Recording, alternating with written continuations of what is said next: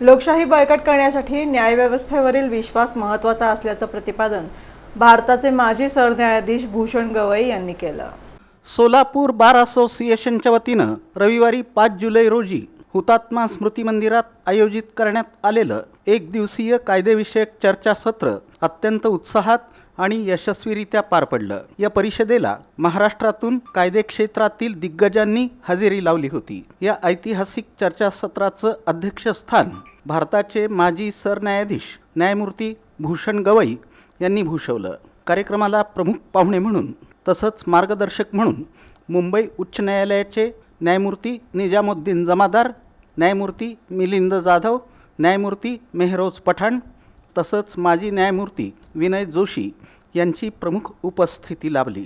या प्रसंगी सोलापूरचे प्रमुख जिल्हा व सत्र न्यायाधीश Manoj Sharma, bar council of Maharashtra and गोवाचे सदस्य advocate Milind Thobade, advocate Rajendra Umap, advocate Sangram Desai तसंच बार काउन्सिल ऑफ इंडियाचे सदस्य ॲडव्होकेट आशिष देशमुख यांची विशेष उपस्थिती होती।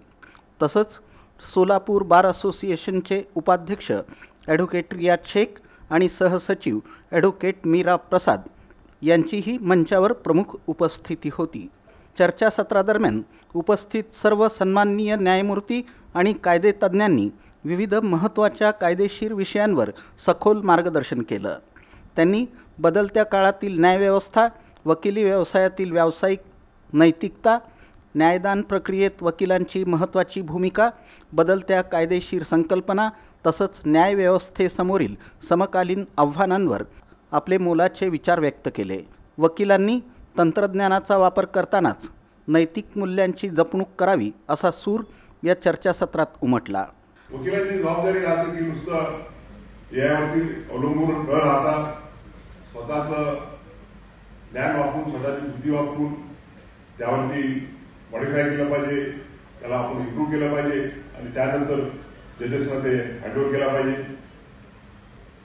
म्हणून माझ्यामध्ये जरी आर्टिफिशियल इंटेलिजन्सचा उपयोग करून आपण आपली एफिशियन्सी वाढवता येईल, आपल्या कार्यात आपल्या कामाची स्पीड वाढवता येईल, तरी त्याच वेळेला त्या चांगला वकील किंवा चांगला जज बनण्याकरता ज्या क्वालिटीज असतात त्या कधीच रिप्लेस होऊ शकणार नाही। तसं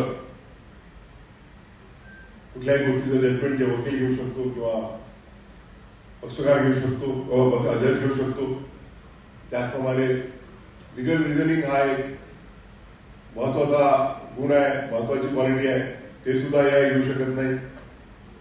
एथिकल रिस्पॉन्सिबिलिटी आहे, वकील हा नेहमी पर्सुएसिव्ह असला पाहिजे। ते पर्सुएशन आपल्याला स्वतःलाच डेव्हलप करावं लागतं। पर्सुएशनची सुद्धा एक मर्यादा असते। Persuasion should not go to repeating the arguments again and again. कार्यक्रमाच्या प्रारंभी सोलापूर बार असोसिएशनचे अध्यक्ष ॲडव्होकेट बाबासाहेब जाधव यांनी प्रास्ताविक केलं। त्यांनी आपल्या भाषणातून या परिषदेच्या आयोजनामागील उद्देश स्पष्ट केला।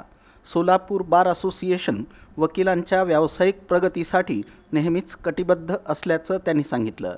कार्यक्रमाचा समारोप आभार प्रदर्शनानं झाला।